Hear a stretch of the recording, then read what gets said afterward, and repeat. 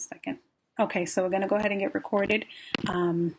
I'm here tonight to facilitate the required public meeting for the marijuana proposal located at 2173-2189 Washington Street. For everyone in attendance, this meeting is being recorded for public record. Before we start, I would like to go over the ground rules for tonight's meeting. Having participated in multiple meetings of this kind, I know that this can be a sensitive topic. I want to make it clear that no decisions are being made tonight, and at no time will it be acceptable to be disrespectful to anyone during the meeting. Everyone is entitled to their opinion. There is no right or wrong opinion.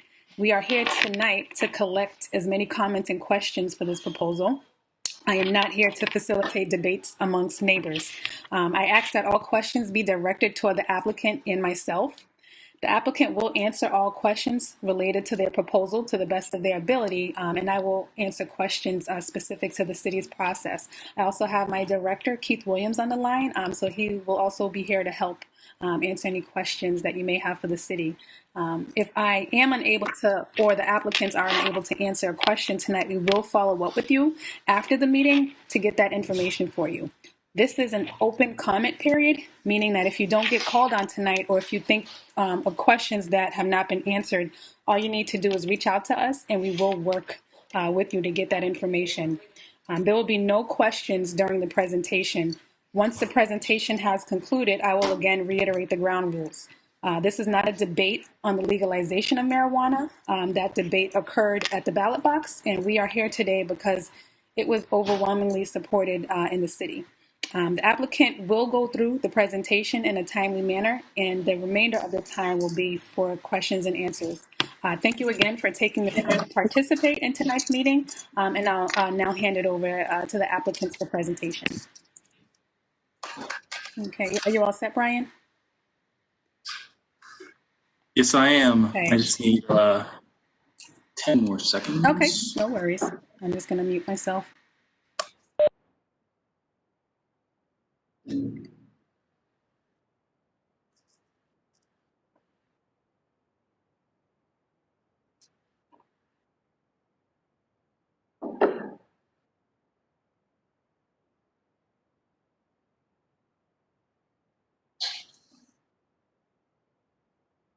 All right, ready to go. Thank you so much for bearing with me. There was just an error with the link, and I just want to make sure we sent out all the information required to get the meeting started. And thank you, Jessica, and thank you everyone for attending this evening. Goals for tonight, like Jessica mentioned, just to present this as quickly as possible so that you in the listening audience can ask as many questions as possible. Additionally, we want to answer as many questions as we can during the presentation, so you'll note that it is thorough. We presented about a year ago in August of 2019. This is almost an identical presentation. The only difference really is the location. Last year, we presented for 195 Dudley Street, which was too close to a school.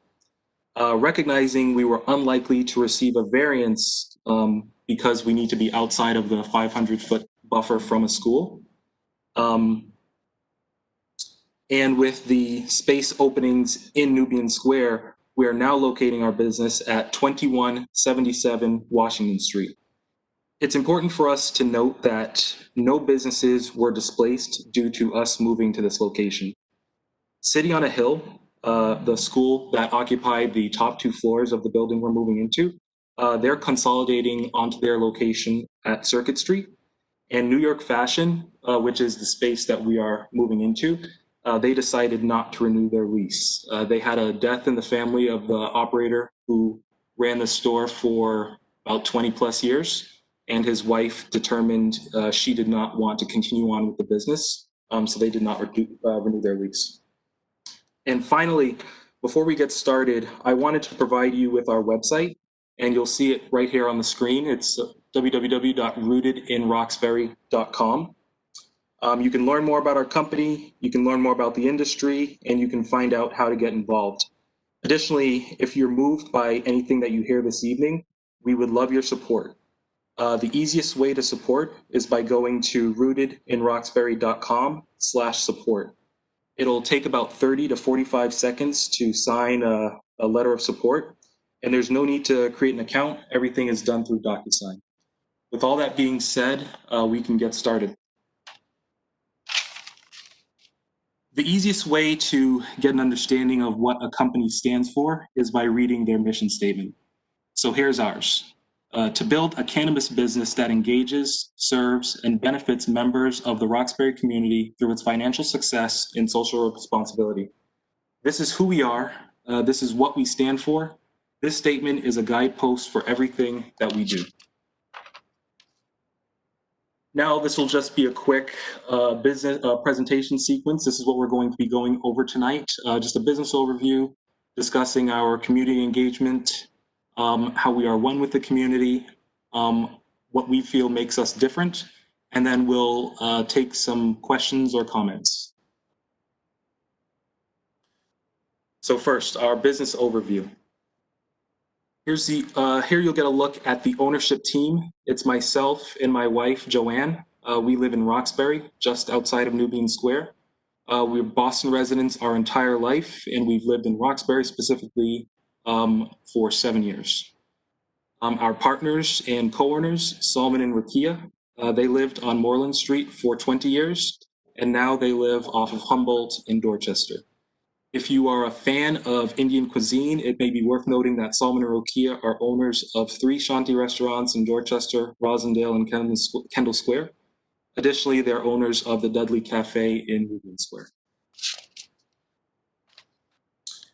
And here you'll get a quick look at our location. And we are right here. That says New York Fashion. And just to give you kind of some spatial awareness, Haley House is right here. Daily Table is right here. Black Market is here. And the former Hamel Gallery is right here. The Blair lot, we're fortunate enough to probably be one of the, if not the only, cannabis business in Boston that has about 100 parking spaces right across the street from them in a city-owned lot. This is the outside of the location. And this is another view of the outside of the location right here. Now we'll do a quick overview of our operations. We are strictly looking to be a recreational business. So there will be no medical, no prescription. Our hope is to be open 7 days a week, 10 a.m. to 10 p.m. with reduced hours on Sunday. Our goal is to keep the line indoors as much as possible, and we have a dedicated space for that line right here in the building. Additionally, we'll be investing in an order ahead system for pre-order pickups, which will have their own dedicated line, as well as a queue through phone system, allowing patrons to hold their place in line without standing in front of the store. Our goal is to, as much as we possibly can, keep a line from forming on Washington Street. So we're going to be taking steps to make sure that we can do that. While we're discussing our operations, this is a good opportunity to introduce Ware Security, Michael Ware. He won't be speaking, but this is just a quick note of his person of color owned security company with over 18 years of experience.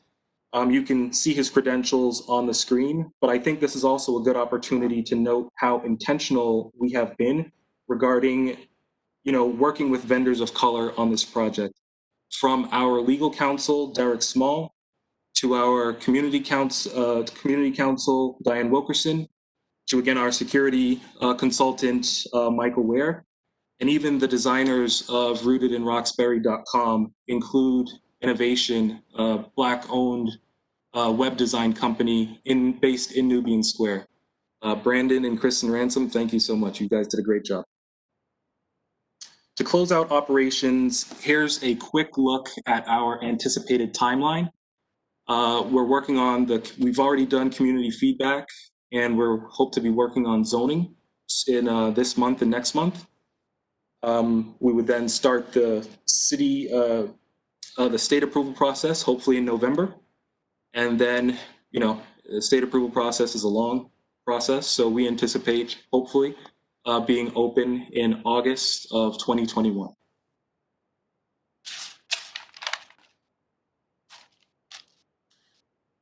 So now we're talking about community engagement. From our first application at 195 Dudley Street to this current iteration at 2177 Washington Street, we have been committed to a robust community engagement process.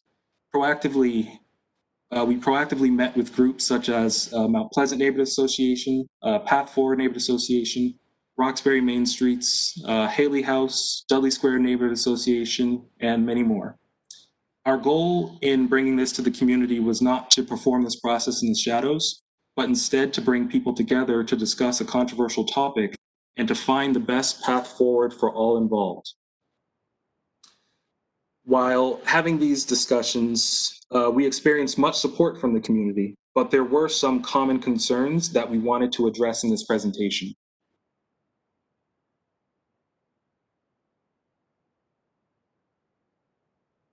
Community engagement feedback. Our community does not need this. This will be bad for the neighborhood.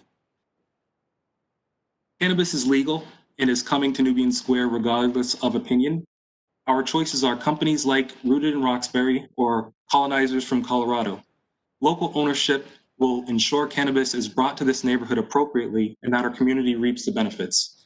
I typically won't read a slide word for word like that, but I think it's important that I put that out there and made it clear and emphasize that this is happening, this is coming to this community, and we want to show you and prove to you that we are doing it right and that we are a good candidate. Which brings us right to our good neighbor policy. We view our customers as extensions of us, and we want to be good neighbors. In concert with our employees, security staff, and the neighborhood at large, we will enforce our good neighbor policies and will have all first-time customers sign a good neighbor pledge. The good neighbor pledge, I won't take credit for it. That was Tito Jackson's idea, and I completely stole that from him in his presentation. I want to give credit where credit is due. As we move through the next few slides, you'll see other areas where the good neighbor policy comes into play. Okay, but there's already so much traffic in Nubian Square. If you're a business owner in Nubian Square, the last thing you complain about is traffic, whether foot or vehicle. Every person, no matter how they pass or engage with your business, is an opportunity to convert that person into a new customer and new revenues. If we were in a residential area, I would completely understand, but Nubian Square is firmly a business district. My hope is for Rooted in Roxbury to bring many new customers to this area, and in a few slides, I'll show you how we plan to funnel that foot traffic we generate directly to other local businesses. All that being said, we do have plans for managing traffic and parking, including as mentioned before, Blair Lot and order ahead capabilities and other opportunities mentioned on the slide, but also encouraging public transportation and social commuting. Additionally, you'll see our neighborhood policy in effect. Double parking to just run in and grab something quickly will void your purchase and you will not be served. Whether you are a proponent or critic of cannabis, we're interested in working with you to hold us accountable and to the highest standard. We will create a community advisory board to serve that purpose, made up of residents and business owners from the community.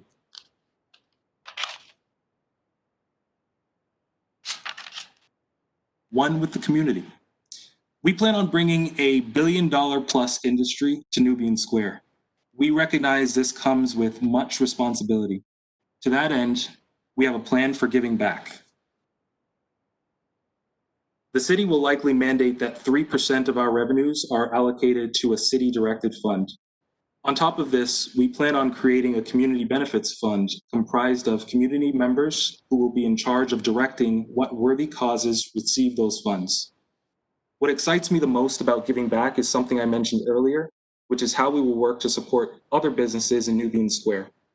We will create a program that incentivizes our customers to not only shop with us, but to also patronize other businesses in the square. Basically, if you shop with us and then shop at another Nubian Square business, they will offer you a discount, which we will reimburse on the back end. If you shop in Nubian Square and then shop with us, we will offer a discount on your day's purchase. As you'll see, we anticipate this program will generate $400,000 in new revenues to the business district.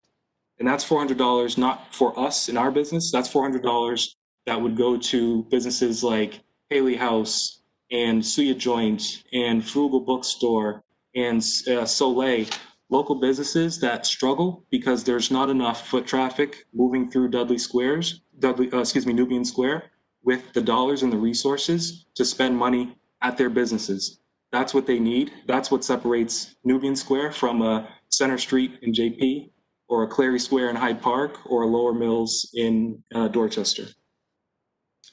Additionally, 5% of our equity on top of their salary and benefits, our employees will be able to take part in an equity program where they will be bonus based on the success of the business.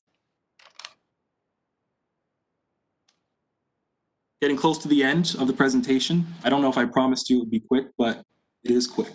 Quicker than last year, which was 45 minutes or so. So thank you all for hanging on with me this long. We are a handful of slides away from completion. We are now going to discuss what makes us different. And I hope after this, we do earn your support. What makes us different is this. For the past 5 years, my partners and I have been approached by colonizers from California, Colorado, and Canada, all wanting the same thing, for us to be the face of their company in Boston. They would give us $1 million plus, and all we had to do was be a puppet and smile. We said no. We said we could do better, and I'm going to show you why I think we did. Our investors are our greatest differentiator, our investment team.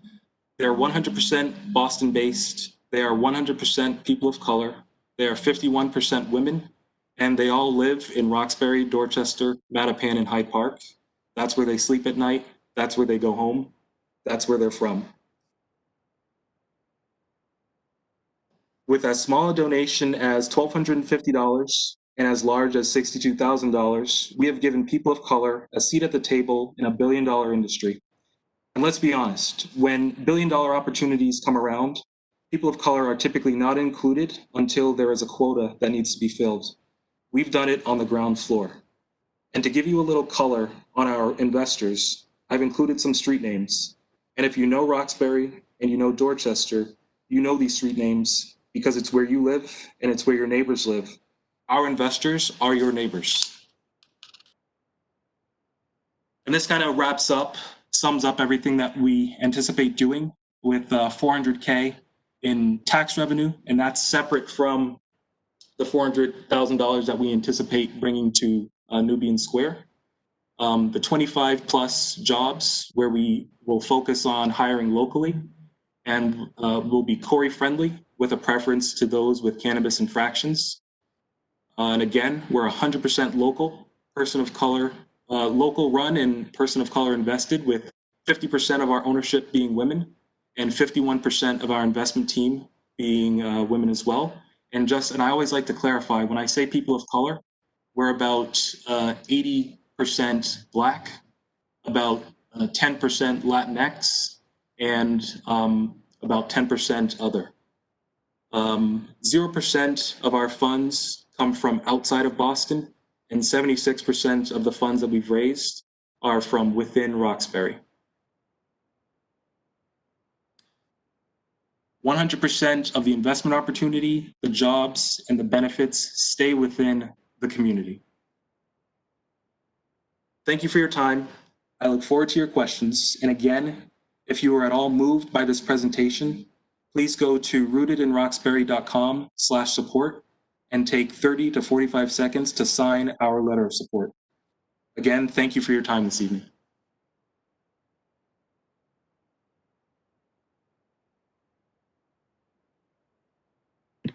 Thank you so much, Brian. Okay, so what I'll do now is open it up for questions. If you're calling in, you can press *3 and I will know your hand is up and I will call on you. I do ask again that you do keep it respectful. We will not tolerate disrespect from any side.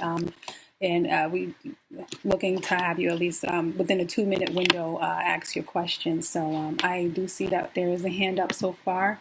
Let me just unmute you, Catherine. 1 second. Hi, Catherine. Can you hear me? Yes, I can. Okay. How you doing? Okay. Okay. Go ahead. Yep. Did you have a question, ma'am? Yes, I have a few questions. The first question is, Oh, you sound muffled. Can you?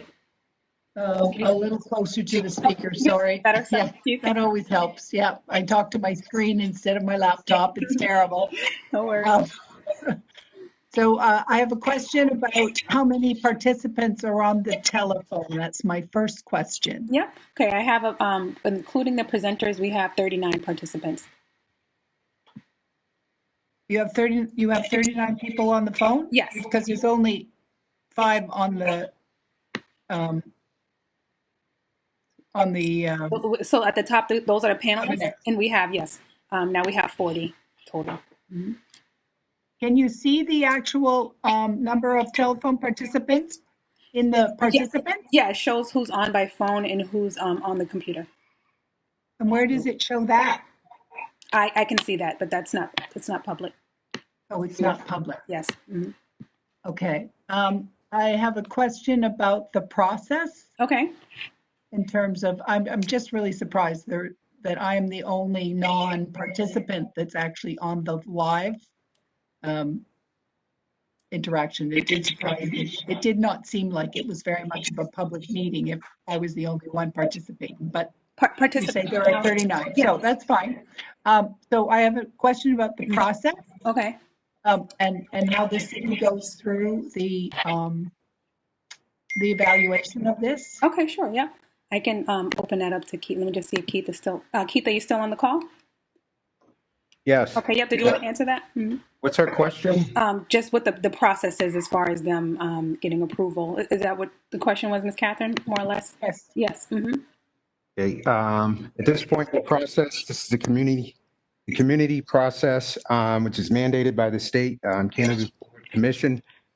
This applicant has applied through the licensing board for a license for cannabis dispensary. After this meeting, the information that's taken from this meeting will be forwarded to the cannabis board, the Cannabis Board Commission, and they will look at the information for what it is, and a hearing date will be set. Prior to that, this applicant has to execute a host community agreement, which is an agreement with the city. And then after that, they can move forward with the process. After the city's Cannabis Board, takes a look at this, if it is approved, they would have to get zoning, and from there, the matter would move to the state for any approvals. Okay. And the other question I have 2 more questions. One has to do with the schools. It seems as though this particular location is very close to your previous location that you were thinking about. Yes. And it seems pretty strange to me that it's actually outside the 500 feet, whatever it is, for the that you mentioned, for schools. Yeah, math is a tricky fellow. It's 2 blocks away, but it is outside of the 500-foot buffer that's created, radius buffer that's created around all schools. At our previous location, 195 Dudley Street, we were actually only within the buffer zone of 1 school, and that was the Day and Evening Academy. If this were 2-3 months ago, we would still be within the buffer zone of City on a Hill. But as I mentioned in the presentation, City on a Hill vacated their Washington Street location, and they've consolidated at Circuit Street. So there is no school within a 500-foot radius of our current location. And that's from parcel line to parcel line. It's not from door to door. Well, the last thing I'd like to say is that that the Tommy's Rock Neighborhood Association would like to meet with you to discuss this application. Oh, absolutely. As part of your community activities. Yeah, we wanted to meet with you guys last year and you refused, but we're happy to meet with you this year. I don't think Absolutely. we refused. I think that's a little strong. I think that's a little strong in terms of that statement, but that's okay. You have the right to your opinion. Yeah, and we're happy to sit down with you. And also at this point, we are quite opposed to cannabis in Nubian square because of the safety concerns. The residents of our neighborhood do not believe that you will be able to keep the area as safe as it is now. The Boston Police Department and the MBTA have worked very hard to keep Nubian Square and Nubian Station safe. We do not think that will continue with a store like this. So we are opposed to this application. Okay, thank you so much Should for your we, comments. if you're opposed, should we still meet with you, or would you like to meet with us, or are you opposed? Yes, we want to meet. Okay, no, we're happy to meet with you. And if you I will, said at this point, we are opposed, Okay. but we want to Michael meet. Michael Ware from Ware Security is our security consultant, and he can chime in quickly and just answer any questions about security or safety. He can talk about his company and the credentials of his company and his ability to keep our store and our area, our customers and those interacting with our location safe. Are you able to unmute Michael? Yep, let me get, it's Michael Watts? Michael Ware. Michael what? W-A-R-E. Ware. Okay, hold on one second. Let me go down to that name. Michael Ware. Okay, perfect. Okay, so Michael, I just unmuted you. Can you hear me? Yes, I can hear you. Can you hear me? Yes, sir. Mm-hmm. Okay, so just to quickly follow up on some of the safety concerns with the person who just spoke. I have met with Brian, I've seen his space. We have designed a really particular safety and security program that we're going to implement at the 2177 site. One of the things we're going to do to help control the passerbys and people not interested in participating in the cannabis store itself, we'll have an outside security person that will be on site the entire time of operation with those hours. We'll have also 2 people inside. One will be at what we call the command center that's going to control and monitor several cameras inside the cannabis store, as well as a TV monitor is going to monitor all of the movements outside of the cannabis store. Okay, so we'll have 3 staff on during the entire operational hours of the store. We will also be tied into Boston Police. Our radios, because we're special police officers with the state and with the city of Boston, are tied into Boston Police. So if we make a radio call, they come immediately. Okay, I've been around Roxbury for a very long time. Most of my contract sites are in Roxbury. We have the same issues at all of our sites that Nubian Square has seen and is dealing with on a day-to-day basis. And rooted in Roxbury, Brian and Solomon and the other partners are all very adamant about making sure that we control the safety of customers, the staff, and anybody that's interested in being a part of the cannabis industry in that area. We're going to put state-of-the-art cameras inside and outside of the facility. We'll be able to see everything that goes on when people make a purchase, when they leave our site, which direction a flight they take. And we'll be able to deal with anything related to parking issues or foot traffic or vehicle traffic in that area.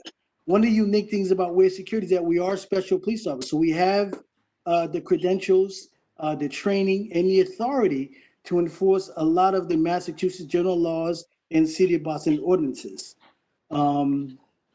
So with that being said, if I can answer any more questions, I will. I hope that helps out. Okay. With clearing some of the minds with some of the folks that have safety concerns about this project. Okay, thank you. And Mike, I just made you a panelist, so you'll be able to mute and unmute yourself as you need to.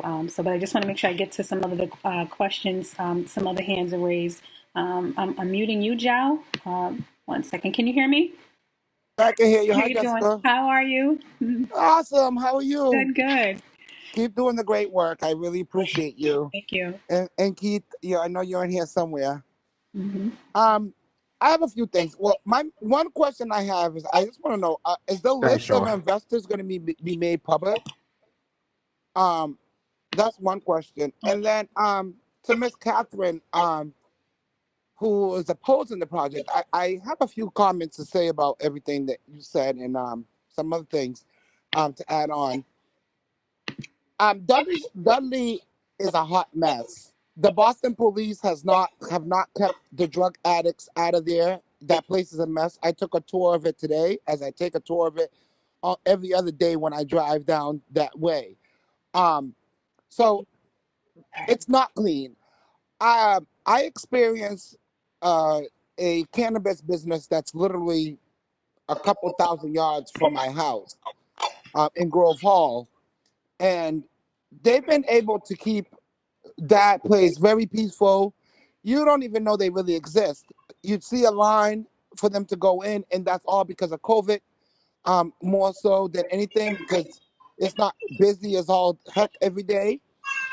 I also feel like when we talk about cleaning up Dudley and that marijuana is going to make it any worse, I mean, marijuana has been in Dudley a lot more than being sold in a store. Perhaps we need to be concerned about the guys that are in the corners selling the heroin versus a store that's selling a legal product that's been legalized by our votes, because that's what we ultimately voted for. We voted to have it.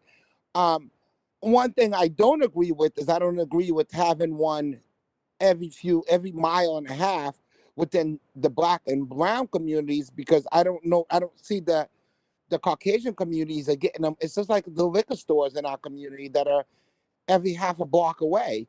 That's the only thing I disagree with any about the dispensaries. But I'm all for dispensaries. And I'm all about making sure that the Black and brown community has a fair chance of getting into a $1 billion market, where we haven't been able to get into a $1 billion market in years. Because when alcohol came around, the Kennedys and them, they still own that. All these other companies that come through that are opportunities for Black and brown people, generally we don't have the money to get into it.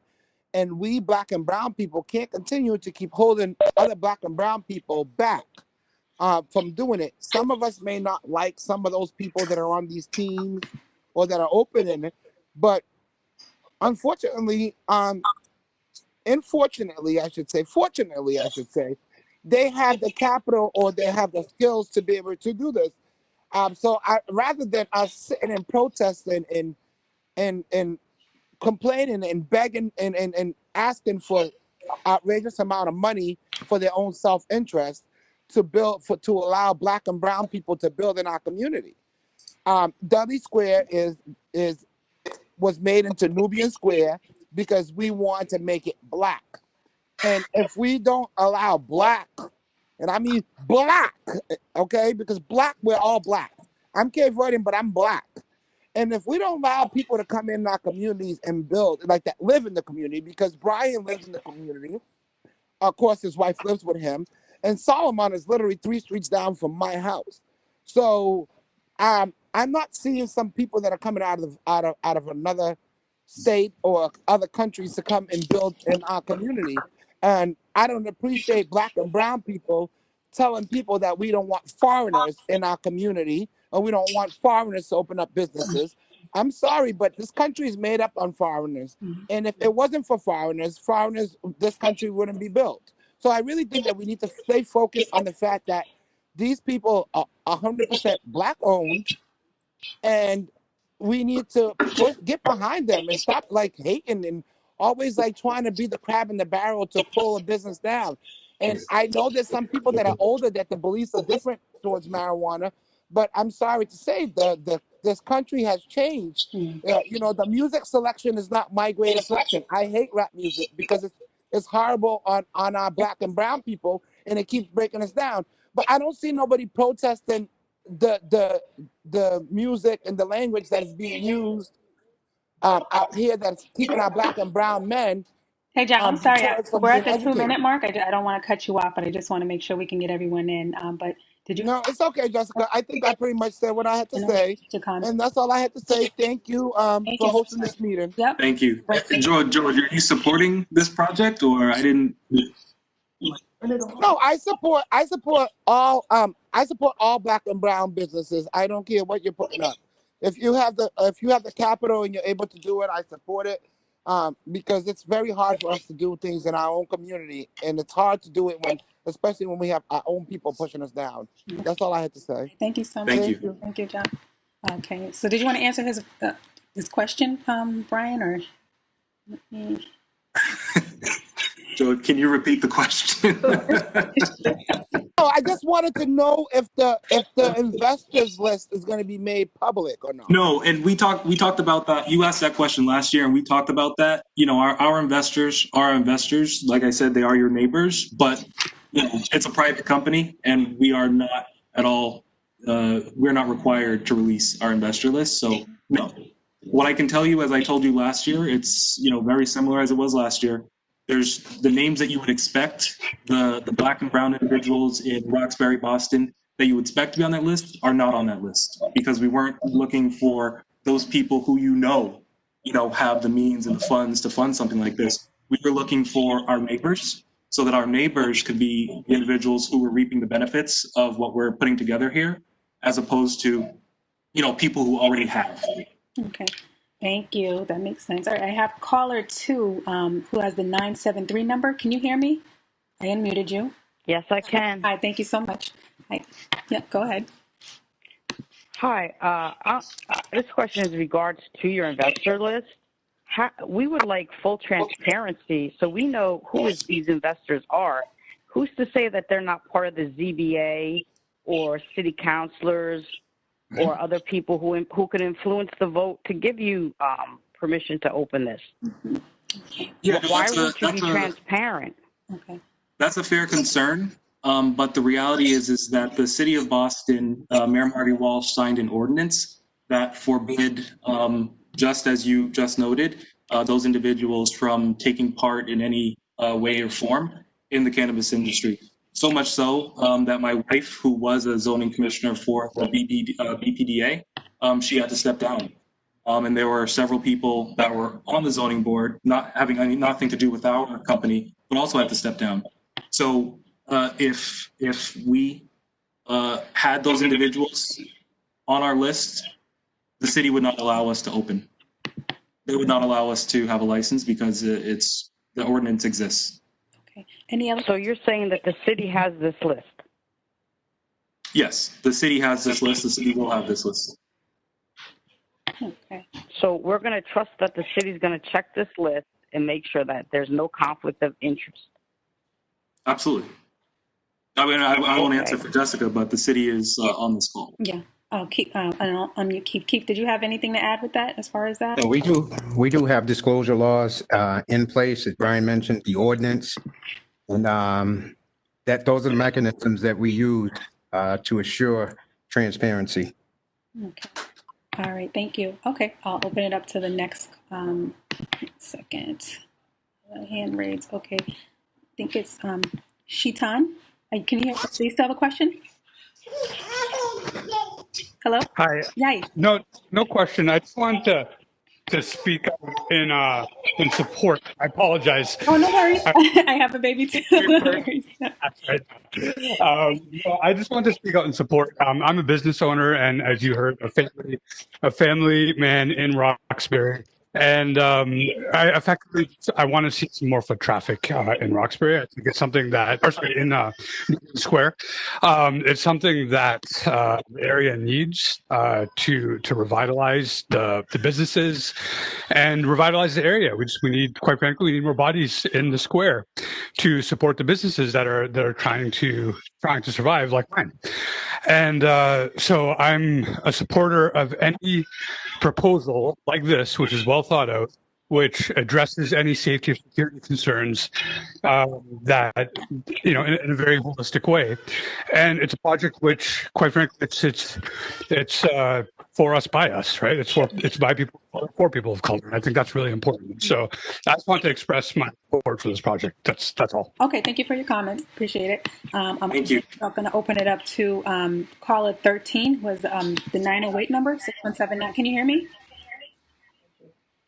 Yes. Okay. Hi. Did you still have a question? Yeah. No, I just wanted to say I support this. I've been a member of the media in the city of Boston for over 50 years, and I've covered this community throughout those 50 years. And I've worked for a number of newspapers and television. And during that time, I have never seen a project like this where people that are not rich can get into. And I think that's very good to have folks that live in the community and that are black and brown that work in the community and that can be involved in this. So that's my support, and I wish them well. Okay, thank you. Thank you so much for your comment.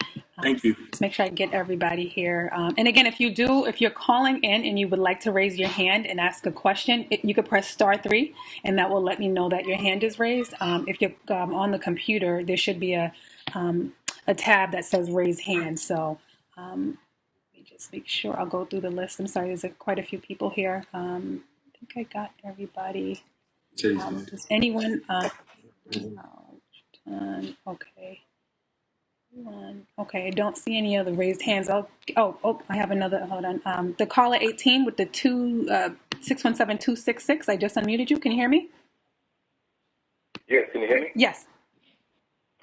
Yes. My name is Sadiki Kambon. Hi, Sadiki. And I'm the chairman of the Nubian Square Coalition. And essentially, let me just say that, the coalition is very broad-based. We have churches, mosques, black businesses, youth organizations, neighborhoods, right across the board. Let me just say this, that we as a coalition, and let me just say this, that don't take this lightly, that when we won the name for the renaming of the square to Nubian Square, and also the whole piece around the station, which is Nubian Station, it was based on the fact that we won handily in terms of the vote. So let me just say this, that we do not support bringing in this marijuana program into our community.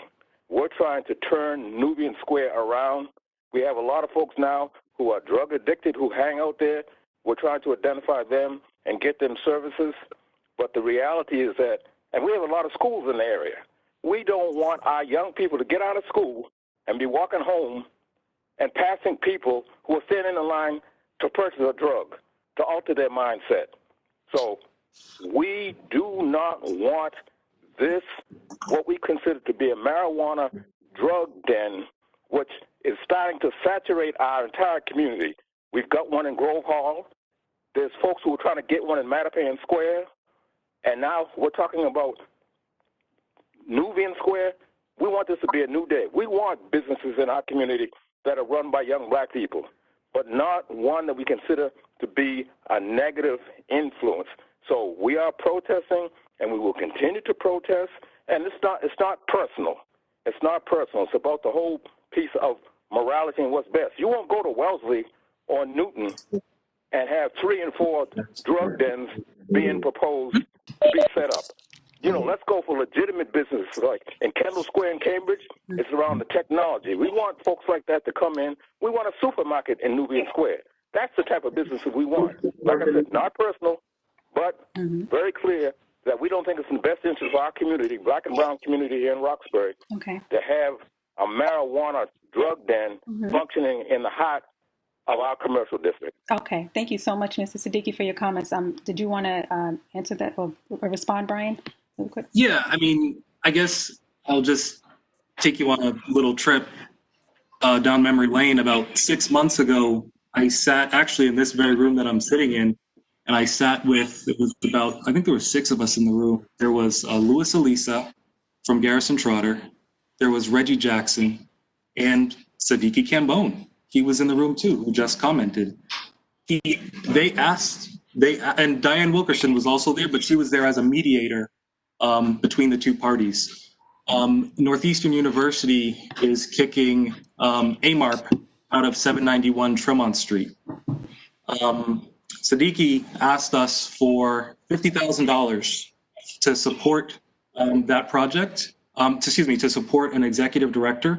And they also wanted to occupy the top 2 floors of the building that we're moving into the ground floor, where City on a Hill used to occupy. So they also asked us to subsidize their rent. We told them no, that we would not subsidize their rent, but we told them that we would take care of that $50,000 employee. So it is shocking to me that when Siddiqui is a representative of AMARP, he's asking us for money, but when he's a representative of the very Nubian Square Coalition, he's opposing us and protesting us. Siddiqui, I just think that you need to determine which side of this you're on, if you're for us and you want money from us, or if you're against us and you want to protest us. I think before I answer any of your questions, we need to confirm all those details. Okay, I think he may have dropped the call, but I will get to the next person. I see MCSE. I just unmuted you. Can you hear me? I can. Okay, yes. Hi. Awesome. Hey, man, yeah, just want to commend you, Brian, for persevering through all, through the road of getting here. It's good to see that you're still hanging in there and still proposing this and seeing the light and the positivity in something like this. I do want to shed light on just a little bit of history, back when slavery was over and the forces that be made watermelons, basically this whole food thing. The Black community didn't invest in watermelon farms because of the current conditions of what was going on back then. So what I'm trying to say is I don't think that people of color should be running away from proposing these things in our communities, and we should be the first ones to be proposing them. And I'm just happy to see that you're still here and you're still persevering, and because I really believe that this can be something that could change the landscape. Wealth as far as minorities in the city of Boston.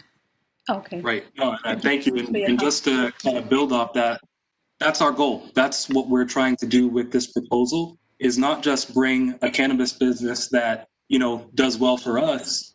We also want to do well for our investors, who are your neighbors, who are people of color from the city of Boston, 76% of them from Roxbury. Additionally, like I said in the presentation, we want to do our part to support the other local businesses in Nubian Square that are struggling. One thing that I'll say about Nubian Square is that there's only one restaurant that is open past 4 o'clock that also has a liquor license. That's Suya Joint, which is a great restaurant with great Nigerian food. But a Main Streets district like Nubian Square needs more than just one restaurant with a liquor license open past 4 o'clock. It's unacceptable, and a Main Streets district can't survive. With our opening time planned to be until 10 p.m., we hope to give businesses a reason to stay open past 10 o'clock. Stay open past 4 o'clock, 3 o'clock. So if our customers are coming in and we're encouraging them to go to the other businesses and we're subsidizing, part of their purchase that they would make at other businesses, that gives a reason for, Dudley Cafe, who has a liquor license, but no one knows because they typically close at 3 or 4 o'clock. But if we're open, that gives a reason for Dudley Cafe to stay open and serve alcohol, to people who are 21 plus. Additionally, same thing with Soleil. They also have a liquor license, but they don't open past 2 o'clock because they don't have any business that's coming to Nubian Square that wants to spend money. But our goal is to not just do well for us, but also to direct our customers to these local businesses. Okay, thank you. I still have a few hands up. RIR supporter, I'm unmuting you. Did you have a question? Is that me? Yes. Oh, Okay. hi, yes. Hi. My name is Dominique. I'm a community resident How you doing? and a Roxbury supporter. Mm-hmm. I just want to say, Jessica, you've been doing a great job with this meeting, so thank you so much. Thank you. And thank you, Brian, so much for the presentation. I really appreciate the whole Root and Roxbury team. I think you guys are doing a great job. I know it's been a lengthy process. And specifically, I really appreciate how creative you've been in regards to sure everybody benefits who's involved. The idea of even staff getting the opportunity for equity, I think that's pretty cool. And I'm just excited to see what else you guys have to offer for our community. So I just want to say thank you so much. Okay, thank you so much for your comments. Thank you, Dominic. Thank you. Okay, I have another hand up. Marie, now, Marie, I just unmuted you. Can you hear me? Yes, I can. Okay. Thank you. So this is not a question, it's more of a comment. I agree with the gentleman who was talking about the watermelon farms. This is an amazing opportunity that we can't afford, that the Black and Brown community cannot afford to miss out on. The dispensaries will come into the community, but they will be owned by other people. So this is the opportunity for us to do right by the community, to have ownership, and to give back. So I commend Brian's team for doing it and having a plan, and for being invested in outside of this. You've shown that you care about the community, and I think that you will do right by it. So, luck with everything. Thank you. Okay, thank you so very much. Okay. Thank you, Jessica. Thank you. Let me just see. I'll go up the list again. And again, if you do have a question, you can press *3. I think. Let me just make sure that I have a caller 10, the 800 number. Did you speak already? You're unmuted. Hello. Oh, can you hear me? Caller 617-800. All right. I think that's it for hands. Don't see any other hand raised, so I'll give it another minute or two. Brian, if you just wanted to say anything else, I'll wait to see if anyone else raises their hands. But for the most part, I think we can start wrapping it up unless you, again, anyone else. You could press *3, and that will let me know that your hand is raised.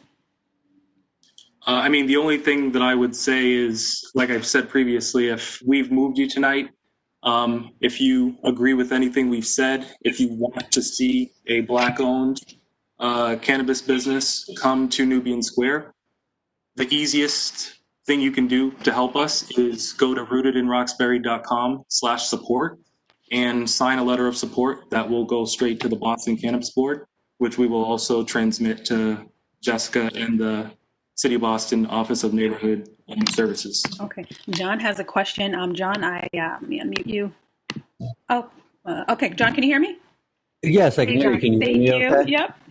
Hey, I was just wondering, what would be the alternate plan if we're going to turn away cannabis businesses from all these empty commercial spaces out there? What other plan would we have to occupy these spaces is my question for the people who are opposed to it. My question for Brian here is, is there going to be cameras on the outside of the building as well as the inside? Can you talk about the camera coverage and how that could possibly add security benefits to Nubian Square? Thank you. Yeah, it's a wonderful question. Let me see if Michael Ware is still on the call. Yeah, let me, Michael, he's unmuted. Michael, are you still on the call, Michael? Yeah, I'm here. Okay, yeah, we can hear you. So as previously mentioned, the question about cameras is that we're going to set up a command center inside of the store itself. Inside the command center, we'll have an officer that will monitor both interior and exterior cameras. State-of-the-art cameras that can look down to see a penny laying on the ground. Okay, and again, this is to ensure that the safety and security of not just our visitors and our employees, but the customers are all safe at every moment that we're open during operational.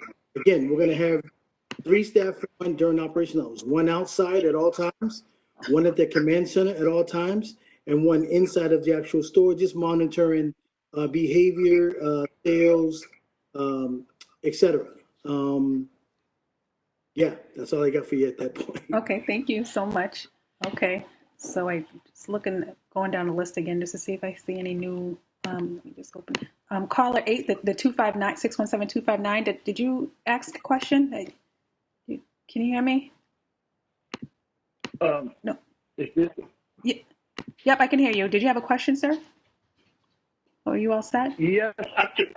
Yeah, no, actually, I see here the flyer 2173 all the way 2189. It's about 1 complete block. That will be distribution area. So is that accurate? Yeah. Secondly, Oh, did you want to answer questions about the Second address? question is, Mm-hmm. there was a, if you see this, the area, the homeless people in Massas Avenue and Anthony Street, there was a hundreds and hundreds homeless areas, homeless businesses, homeless people, all the way to Boston Medical Center. There is a police presence every day, 2 cars, moving those people. So these people will be moving because they don't have where to go now, but they will be moving in this area. And the area, there will be, there is more than 100 small businesses owned by the community. This all will be dislocated. So do you have any idea of all this information? Okay. I will attempt to answer the second question first, and then I'll just need you to repeat the first question. I didn't hear it. But I think you're 100% right. Nubian Square has seen an uptick in homeless and people suffering from addiction since the start of COVID. And I think that, one of the problems Nubian Square had before COVID was not enough foot traffic, not enough people that were there to spend money in the business district and to use the station to get from A to B and just doing the right thing. That has multiplied more than tenfold since COVID because there's even less people active in Nubian Square. And because there's less people that are active, there are more people who have come in to do nefarious things. The city needs a comprehensive plan in order to combat, opioids and the opioid crisis. I think the reality, though, is if you go down to Mass and Melnia, some people may be consuming cannabis, but they're not suffering from cannabis addiction. That is something completely different. If they were on cannabis on Mass and Melnia, it would be a completely different vibe down there than if we, all took a ride and went down there right now. So I understand your concern, but I don't believe that cannabis is the root cause to what you're seeing on Mass and Melnia and what we've seen creep up into Nubian Square. Now, all that being said, my personal belief as far as the key to solving that issue in our problem and the issue before individuals suffering from opioids began to creep into Nubian is to bring people in. If people are here, if more foot traffic is here, if more eyeballs are here, if more attention is being paid to Nubian Square, because now there's an evolving tax base here, not just from us, but from also what we're doing to bring additional foot traffic to those Nubian Square businesses that are now open in our vision and our view and our hope are now open until 10 p.m. Now, those individuals who are coming into Dudley Square to do the wrong thing, they're going to find Nubian Square to do the wrong thing. They're going to find somewhere else to go because, like I said, they're here because there's no eyes here. There's no one watching them here. This is a place where they can go and just be. But if there are people here and there's commerce here, they will find a different location to be in. And like I said, until there's a comprehensive plan from the city of Boston, it probably will be Mass and Melnia, and it will be other places around the city where, again, there's not enough traffic and there's not enough eyeballs to keep those individuals out.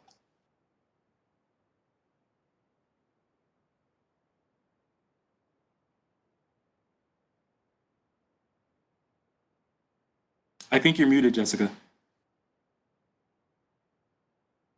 Okay, thank you. Sorry about that. Yeah, I just want to make sure I don't see any other hands raised here, so I'll make sure, just want to make clear that this is not a decision-making meeting tonight. There is still plenty of time to give your feedback. You can send me a message by email. I can be reached at jessica.thomas@boston.gov. If you still have questions or you'd like to leave a comment for the zoning board or the cannabis commission about the proposal. Again, no decisions are being made tonight. This is literally just a conversation with the community to talk about the proposal and answer any questions that you may have. I'll open it up to Keith just as far as next steps as well. I know he outlined it in the beginning of the meeting, but I just want to kind of reiterate some of the things that he had mentioned in the beginning so that people are clear about what the next steps are. Okay. Keith, are you there? Okay. Yeah, Okay. sorry about that. So as I mentioned earlier, the applicant will seek to execute a host community agreement. Thereafter that, the zoning process. Thereafter that,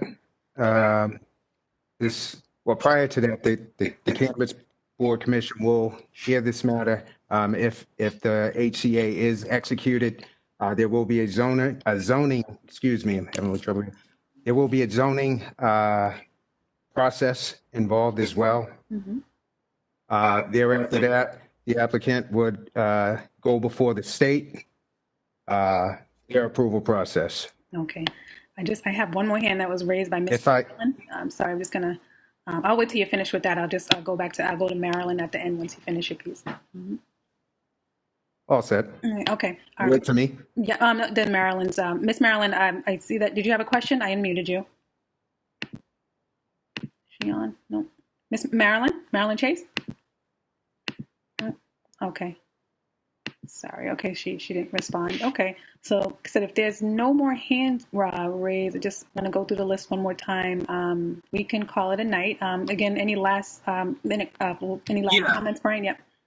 Well, the last thing that I want to say is that we're not coming to the community and letting you know that we have 40 plus investors and that's it. We're closed. We also want people to know that investment in this opportunity is still open.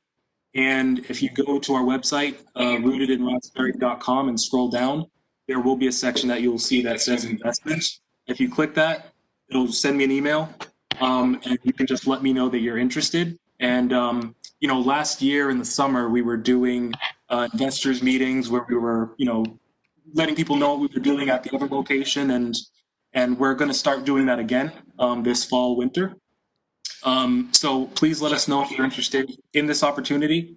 It still does exist. It's not too late. Okay, thank you so much. Well, we'll wrap it up. And again, this was recorded, so we're going to end the call. And again, if you still have questions or concerns related to the process, or if you would like to leave a written comment, you can reach out to myself at Jessica, JESSICA.Thomas, THOMAS, at boston.gov. Thank you so much for your time. Thank you. Thank you.